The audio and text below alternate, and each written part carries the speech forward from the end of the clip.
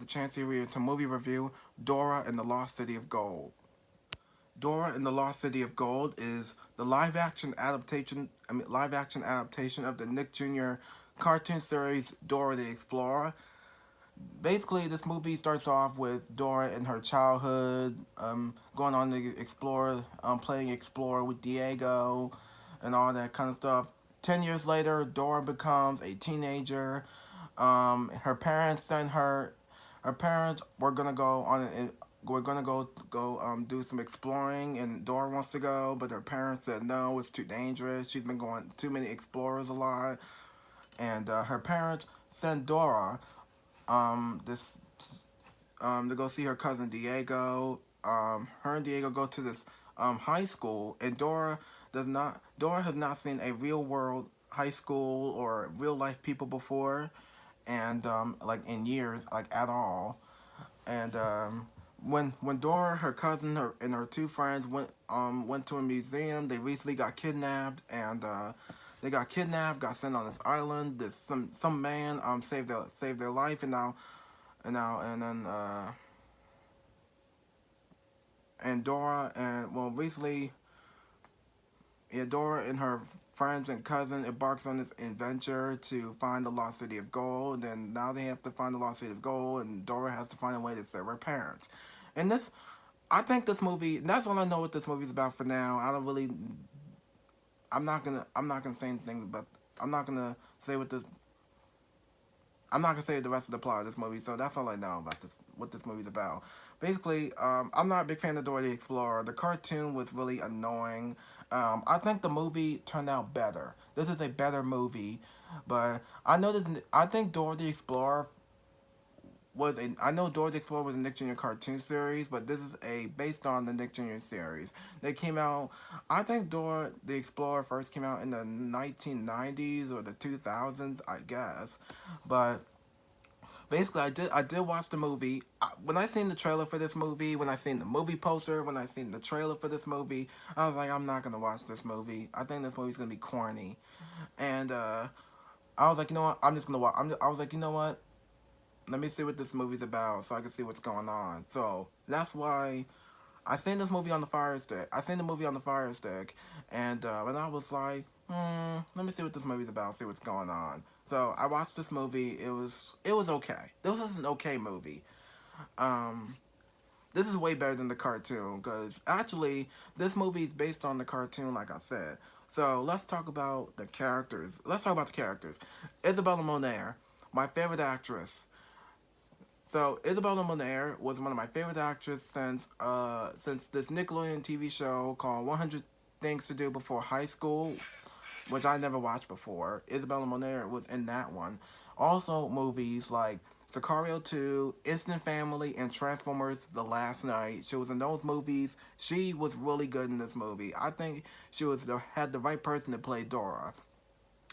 I think I did complain about why Dora is a teenager, but I think Nickelodeon fans probably didn't really care if she was a teenager or not. But I think Isabella Monet put out the best performance playing Dora. I think her performance to be Dora, she acted just like Dora the entire movie because she was just because Dora knows more culture, knows more history, knows more of everything than anybody that didn't really understand.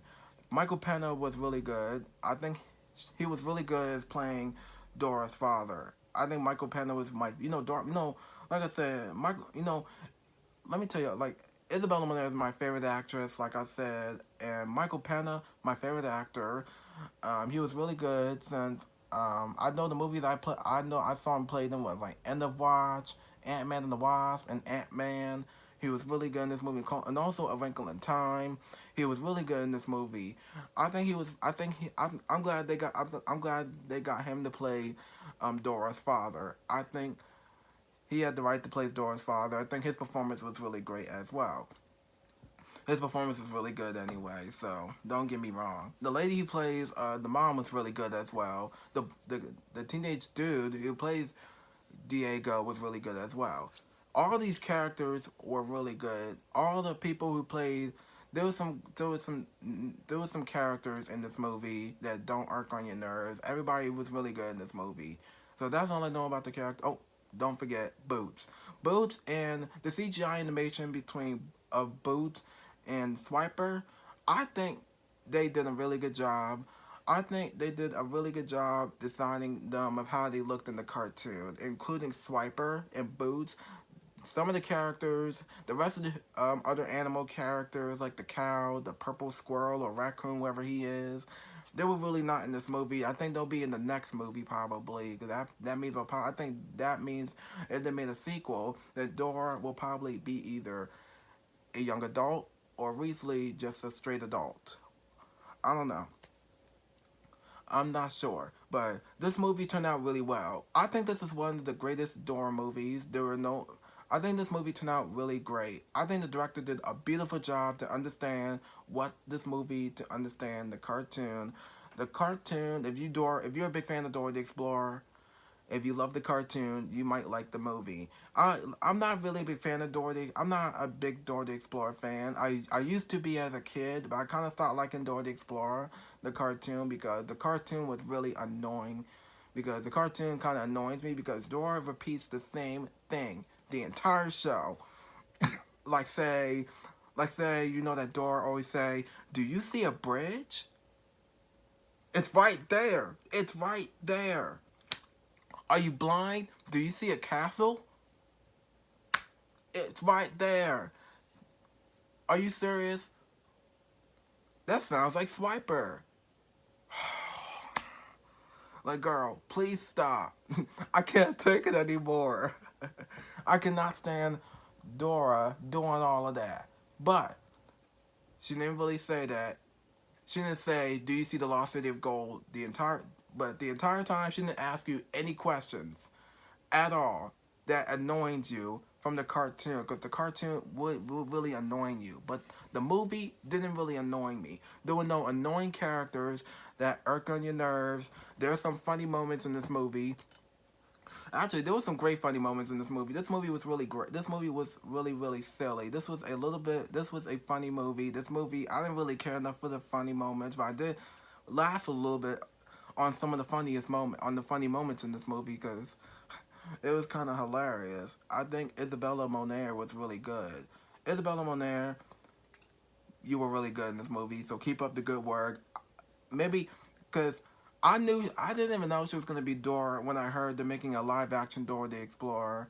I didn't even know they're going to have Isabella Moner, because, you know, she's been on Nickelodeon for a while, since 100 Things to Do Before High School. That's all I know about her for now. And I knew Michael Pena, because I didn't know Michael Pena was going to be in this movie either. So I think the director did a beautiful job with this movie.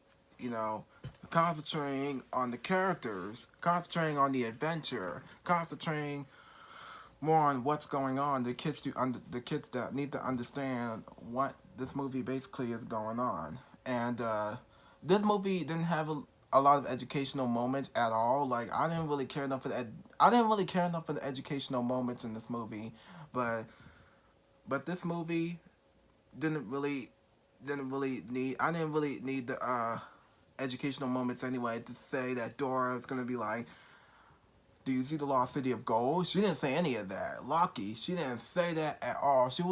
Lucky shouldn't ask any some dumb question that really annoys you from the cartoon. You should be like, "Nah, you're doing the same thing from the cartoon." Y'all remember the backpack? Y'all remember Map? Y'all remember some of the characters in the cartoon that really don't irk your nerves? But actually, the cartoon was annoying. The movie is actually better. I did I didn't really care enough for the movie that much, but I think this movie turned out a well done movie. This was a great done movie. This was I think this, because you know, this movie owns Nickelodeon owns this movie, because you know, including Nick Jr. You know, Lucky, none of these characters weren't annoying. These characters were hilarious. There's some hilarious characters in this movie. There were some great hilarious moments in this movie. I used to like Nick Jr. as a child. You know, Nick Jr. was my childhood as a kid. I didn't really watch Dora the Explorer this much. I didn't really care enough for Diego Go, Diego Go. The only cartoon I used to watch was Oswald the Octopus, Maggie the Ferocious Beast, Max and Ruby. Max and Ruby was one of my most Nickelodeon Nick Jr. favorite cartoons. I used to love it as a kid. I have not watched Max and Ruby for years. Maggie and the Ferocious Beast, same thing. I have not watched that for years. Oswald the Octopus. It's been years since I watched somebody. It's Oswald the Octopus. It's been a long time since I've seen him, including for Gola Gola Island. I think I don't know about Gola Gola. I used to watch Gola Gola Island as a kid. Like just I don't know if I watched it as a child, but I did really. I don't really remember if I watched Gola Gola Island as a kid, but I remember I heard so much about the cartoon was really. I mean, not the cartoon. Sorry, that was a live action. Sorry, but Gola Gola Island was one of my favorite Nick Jr. shows. I still watch. I have not. Nobody has not looked at that show for years, and neither. I think my cousins and my sister used to watch Gola Gola Island when they were kids. Like I don't really remember when they used to watch it, but I think they used to watch it probably. They used to love that show. They used to like Nick Jr.'s face. I used to watch Blue's Clues as a kid. I've not watched Blue's Clues for years either, but I heard they're making another Blue's Clues TV series. But I'm glad they're bringing Blue's Clues back anyway. But for Dora, thank God lucky this movie didn't ask you any questions like say Dora be like, do you see this? Do you see that? Do you see this? Do you see that? Like seriously, are you blind? Seriously, get your life together, Dora. Like please stop. You're really starting to annoy me. I knew the cartoon was gonna annoy me so much. Too much information and too much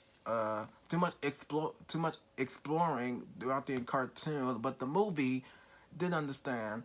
The movie didn't really. Lucky this movie was made to be made to be funny, more more more exploring than educational.